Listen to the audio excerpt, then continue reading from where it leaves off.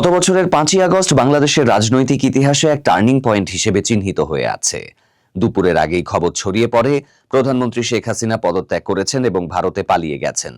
যদিও প্রথমে অনেকে এটি গুজব বলে মনে করলেও দুপুরে টেলিভিশনের স্ক্রলে সেনাপ্রধানের জাতির উদ্দেশ্যে ভাষণের ঘোষণা আসতেই নিশ্চিত হয়ে যায় যে দেশ এক ঐতিহাসিক পরিবর্তনের দ্বারপ্রান্তে।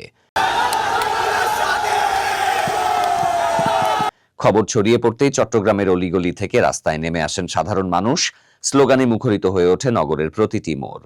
কেউ মিষ্টি বিতরণ করেন, কেউ আবার বিজয়ের অনুভূতি ভাগ করে নিতে প্রিয়জনের সাথে ছবি তুলে রাখেন স্মৃতির পাতায়। অনেকের চোখে ছিল আনন্দ অশ্রু।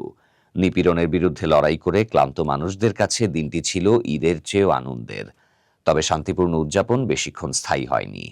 বিকেলের পরপরই নগরীর কোতোয়ালি, পতেঙ্গা, পাহাড়তলী, ডবলমুরিং ও লোহাগাড়া থানায় ভাঙচুর, লুটপাট ও অগ্নিসংযোগের ঘটনা ঘটে। পুলিশের অস্ত্র গুলি লুট হয়, অনেকে প্রাণ বাঁচাতে পালিয়ে যান, কেউ পোশাক পাল্টে জনতার মাঝে মিশে যান। পাশাপাশি আওয়ামী লীগের নেতাকর্মীদের বাড়িঘরেও হামলা হয়।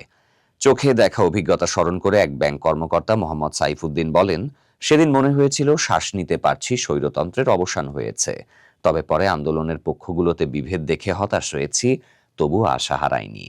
চকবাজার এলাকার ব্যবসায়ী রফিকুল ইসলাম জানান, সেদিন মনে হয়েছিল আমরা মুক্ত, আর কোনো রাজনৈতিক ভয় থাকবে না।